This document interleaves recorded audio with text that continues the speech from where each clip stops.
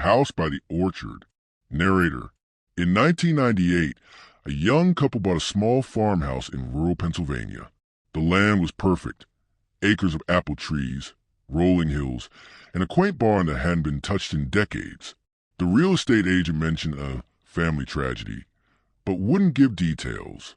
On their third night in the house, they began hearing soft knocking from beneath the kitchen floor. At first, they thought it was pipes, but the sound got louder, irregular, like something answering them. One afternoon, the husband decided to investigate the dirt cellar. As his flashlight swept across the floor, it caught the edge of something buried. A wooden box, wrapped in rotting cloth. Inside were small bones. Human bones. They called the police immediately. The remains were identified as belonging to a missing child from the 1950s, the previous owner's son. Officially, it was declared an unresolved tragedy. But to this day, the couple swears that the knocking never stopped, even after they moved out. The Forgotten Grave. Narrator: in 2013, a group of amateur historians began cataloging old, abandoned cemeteries in rural Georgia. One of them, Marla, stumbled upon a small headstone hidden in overgrown weeds. The inscription read, EM 1891 to 1893. Forgive me. That night, Marla had a dream. In it, a little boy in old-fashioned clothes stood at the foot of her bed. His eyes were black, as if filled with soil. He whispered, "You found me, now find the others." Over the next week, Marla kept returning to the cemetery, clearing brush, searching for more graves. She uncovered 5 more, all children. Records later revealed they were all siblings and all had died within months of each other. Locals whispered about a fever, but others hinted at something darker, a mother who couldn't stand the crying. The graves were left untouched for over a century, until Marla came along and woke something up, buried in the walls. Narrator: in 1974, a family in Chicago began renovations on their 1920s home. While tearing down a wall in the basement, the father's hammer broke through to a hollow space. Inside was a canvas bag, tightly bound with twine. The smell was overpowering. When they opened it, they found a human hand. Police determined the remains belonged to a man who'd gone missing in 1946, a suspected mob associate. The case went cold, but strange events began to unfold in the house. Doors slammed when no one was home. The family's dog refused to enter the basement. At night, the parents claimed to hear muffled footsteps pacing inside the walls. The family eventually sold the house at a loss. The new owners never found anything else, but the sound of pacing still echoes on cold winter nights. Outro, low, menacing tone. Sometimes the dead remain buried. Sometimes they don't. And when you uncover the past, be prepared for it to follow you home. The Well in the Woods. Narrator: in the summer of 2004, a hiker named Daniel stumbled upon an old stone well deep in the Appalachian Mountains. The wood cover had rotted away, and when he peered inside, the air that came out was ice cold. In the middle of July, curious, he dropped the stone and waited for splash. It never came. Instead, from the darkness below, he swore he heard breathing. Daniel returned with rope and flashlight the next day, but the well was gone. The moss-covered stones were scattered, as if something had forced its way out. Local records confirmed that a small logging camp once stood there, abandoned after several children vanished in the 1920s. To this day, hikers in that part of the forest report hearing whispers carried on the wind, always near where the well used to be. The Locked Trunk. Narrator: in 1985, a demolition crew was tearing down an old boarding school in Vermont. In the attic of the oldest building, they found a large wooden trunk, chained and padlocked shut. The lock was rusted, but still intact. When they broke it open, inside were dozens of personal items, shoes, ribbons, toys, and in the bottom, a faded photograph of a young girl, her eyes scratched out. Scribbled on the back were the words, "She must never leave." Historical records showed the girl's name was Margaret, a student who went missing in 1912. No body was ever found. That night, one of the demolition workers claimed he woke to find a wet footprint at the foot of his bed, small, bare, and leading toward the door. The unopened letter. Narrator. During a home restoration in 2017, a contractor in New Orleans discovered a yellowed envelope sealed inside a wall. The front read, "To be opened only by the guilty." No stamp, no address. Just those words. Inside was a single piece of paper. On it, written in shaky handwriting, was a confession. "I put her under the fig tree. God forgive me." The homeowner searched the backyard and found an old, twisted fig tree. When police dug beneath it, they uncovered the remains of a woman who had been missing since the 1960s. The killer's identity remains a mystery, but the handwriting on the letter matched no one in the family. Some nights, the couple says they see a shadow near the tree, swaying gently, as if hanging from an invisible rope. The crying basement. Narrator. In 1991, a single mother moved into a rental home in Ohio with her 2 children. The basement door was always locked, and the landlord insisted it was for their own safety. One evening, she heard crying, faint but unmistakable, coming from behind the basement door. She called the police, convinced someone was trapped inside. When they forced the door open, the stench hit them first. In the far corner of the basement was a bricked-up section of wall. Behind it, they found the skeleton of a teenage boy, chained to the floor.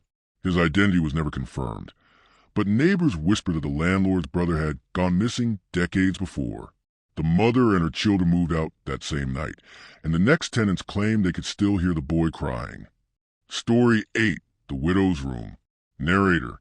In 1979, a young couple in Maine rented the upstairs of an old Victorian house. Their landlady, an elderly widow, lived downstairs. She told them never to enter the locked room at the end of the hall. "It's where my husband rests." One winter night, the couple heard scratching coming from inside the room. The next morning, they found the door slightly ajar. Inside was a single chair facing a cracked mirror, and in the reflection, the shape of a man standing directly behind them. They fled the apartment the same night. 2 weeks later, the widow passed away. When her will was read, it was revealed her husband had been murdered in that very room, and his body hidden under the floorboards. The Motel Room Bible. Narrator. In 2006, a traveling salesman checked into a cheap roadside motel in Arizona. On the nightstand, he found a hotel Bible, the kind every room has, but this one was different. Certain verses were underlined in red ink, and in the margins, someone had written messages. "Don't trust the man at the desk. She's still in the walls." That night, the salesman woke to the sound of breathing inches from his ear. When he turned on the light, the room was empty, but the Bible was now open to a page with only 3 words underlined. "He found me." The next morning, the motel was gone. Not closed, not abandoned, gone. Just an empty dirt lot. Story 10. The Grave Under the School.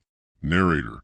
During renovations at a small elementary school in Kentucky in 1988, workers broke through the floor of the cafeteria and found a wooden coffin buried just 3 feet below. Inside was the body of a young woman dressed in early 1900s clothing, perfectly preserved. No one could explain why she was there, and local records showed no burial permit. Soon after the coffin was removed, students began complaining of a woman watching them from the corner of the room during lunch. Staff dismissed it as imagination, until one teacher saw her too, standing silently, hands folded, staring at the floor. The coffin was reburied far from the school, but the sightings never stopped. Story 11. The Photograph in the Attic. Narrator. In 2014, a man inherited his grandfather's house in Michigan. While cleaning the attic, he found a dusty photo album. Every page contained black and white pictures of people sleeping, strangers of all ages. Some looked recent, some decades old. The final page was different. It showed the man himself asleep in his bed, taken just a week earlier before he had even moved in. That night, he locked every door and window. But in the morning, a new photograph was lying on the kitchen counter, of him taken as he slept on the couch. Story 12. The Room Beneath the Floor. Narrator. In 1972, a family in Nebraska began hearing faint knocking from under their living room. When they pulled up the carpet, they discovered a trapdoor they had never noticed before. Beneath it was a small, dirt-walled room, just tall enough to stand in. On the far wall, a message was scratched into the earth. "Let me out." Beside it was a pile of neatly folded clothes and a cracked porcelain mask. They sealed the trapdoor the same day, but for years afterward, every new family who moved in reported hearing knocks, always in threes, from beneath their floor. Story 13, The Man in the Mirror. Narrator. In 1993, a college student in Oregon rented a tiny studio apartment with an old, full-length mirror bolted to the wall. One night, while brushing her hair, she noticed movement in the reflection, a tall man, standing in the corner of the room behind her. But when she turned around, no one was there. She covered the mirror with a blanket and went to bed. In the morning, the blanket was on the floor and the glass was fogged over, with a handprint pressed against it from the inside. The landlord later admitted that a previous tenant had died in that apartment. He'd been found leaning against that same mirror, his face pressed to the glass, eyes wide open. Story 14, The Lantern in the Field. Narrator. In rural Kansas, there's a field where locals say a lantern light drifts among the crops at night. In 2001, two teenagers decided to follow it. The light stayed always just ahead of them, leading them deeper into the field until they were completely disoriented. When they finally caught up, there was no lantern, just an old scarecrow with a rusted hook for a hand. On the ground at its feet was a fresh trail of footprints, ending abruptly, as if the person had vanished into the soil. The boys made it home hours later, covered in mud. When their parents asked where they'd been, they answered in unison, "Following the man with the light." Story 15, The Locked Drawer. Narrator. In 1987, a man purchased an antique desk from an estate sale in Virginia. One drawer wouldn't open, no matter how much he tried.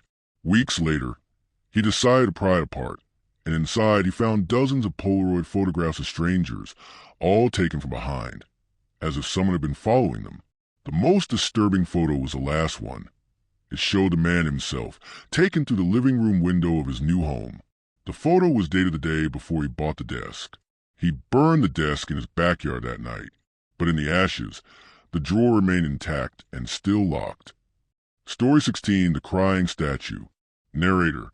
In 1975, a church in Mexico stored an old marble statue of a weeping angel in its basement after parishioners claimed it was cursed. They said its eyes seemed to follow people, and that at night, the statue's face appeared wet with tears. Years later, a group of teenagers broke into the church for a dare. They found the statue in the basement and took photos. In every single picture, the angel's head was turned, always facing the camera, no matter the angle. Two of the boys died in a car accident the following week. The third disappeared, leaving behind only a note that read, "She's coming for me." Story 17, The Tunnel Door. Narrator. In 1962, construction workers digging under a city in Germany broke into a hidden brick tunnel. At the end was a heavy iron door, locked from the outside. The air beyond it was warm, as if something had been there recently. When they returned the next morning with tools to open it, the door was gone, replaced by solid brick, as if it had never existed. One worker quit on the spot, claiming he'd heard scratching from the other side all night in his dreams. Official records of the tunnel vanished from city archives within weeks. Story 18, The Radio Signal. Narrator. In 1999, a shortwave radio enthusiast in Alaska picked up a faint signal on an unused frequency. It was a woman's voice, speaking in a panicked whisper. "They're in the walls, they're still here." He recorded it, thinking it was a pirate broadcast. But the next night, he heard the same voice, only now she was speaking directly to him, calling him by name. He stopped listening to shortwave altogether. Years later, the house he had been living in was torn down, and workers discovered a hidden crawl space behind the walls with a microphone wired to an old, dead radio transmitter. Story 19, The Empty Stroller. Narrator. In 1971, a police officer patrolling a park after dark saw an abandoned baby stroller on the path. When he looked inside, there was no child, just a bundle of blankets and a small, antique silver rattle. The moment he picked it up, he heard the sound of a baby crying from somewhere in the trees. He searched for an hour, but the crying always seemed to stay the same distance away. When he returned to the stroller, it was gone, replaced by two tiny footprints in the frost, leading into the woods and stopping abruptly. Story 20, The Hidden Doorway. Narrator. In 2010, a family renovating their home in Massachusetts found a narrow doorway behind a built-in bookcase. The space beyond was pitch black, just a short corridor ending at a wall. But on that wall were hundreds of scratches, as if made by fingernails. In the dust on the floor was a small, leather-bound diary. The last entry read, "They said this room would keep me safe, but I can still hear them whisper my name." The handwriting trailed off, and there were faint smears on the page, fingerprints, pressed into the ink, still wet after decades. Story 21, The Frozen Passenger. Narrator. In 1984, during a blizzard in Colorado, a truck driver stopped to pick up a hitchhiker. The man was silent, staring out the window, his clothes soaked and icy. The driver tried to talk, but got no response. After about 20 minutes, he looked over, and the hitchhiker was gone, just melted snow in the seat and a smell like damp earth. When the driver pulled over, he realized they were miles from the nearest town, but parked next to the cemetery. Later, he described the hitchhiker's face to locals. They told him it matched a man who had died in a car wreck on that road exactly 10 years earlier, during another snowstorm. Story 22, The Voices in the Tape. Narrator. In 1995, an estate sale in Ohio included a box of old cassette tapes labeled simply, "Don't Play." The buyer, curious, listened to the first one late at night. At first it was just static. Then faint voices emerged, whispering a language he didn't recognize. Halfway through, the voices began speaking in English. They described his living room in perfect detail. The color of the couch, the book on the coffee table, even the clothes he was wearing. He smashed the tape player immediately. But in the morning, the box of tapes was back on his doorstep with a new label, "Play Again." Story 23, The Cabin Guest Book. Narrator. In 2008, a couple rented a remote cabin in the Smoky Mountains for a weekend getaway. On the coffee table was a leather guest book where previous visitors had left notes. Most were cheerful messages about hiking trails and sunsets until they reached the last page. It read, "If you hear knocking after midnight, don't open the door, it's not me." Signed with the initials JD. The couple laughed it off until, at 12:37 a.m., someone knocked 3 times. When the husband peered outside, no one was there. In the morning, they checked the guest book again. The page of the warning was gone, torn out, leaving only a ragged edge. Story 24, The School Locker. Narrator. In 1976, a janitor at a high school in Illinois was cleaning late one evening when he heard banging from inside a locker. When he opened it, there was nothing but a pile of old notebooks. One of them was open to a page covered in frantic handwriting. "Don't let him out." He turned away for a second to grab a flashlight.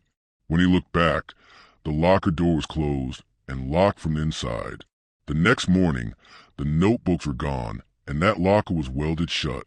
No one would explain why. Story 25, The Black Envelope. Narrator. In 2015, a woman in London found a black envelope wedged under her apartment door. Inside was a single Polaroid photo of her sleeping in bed, taken from inside the room. On the back, in neat handwriting, were the words, "You shouldn't have moved the chair."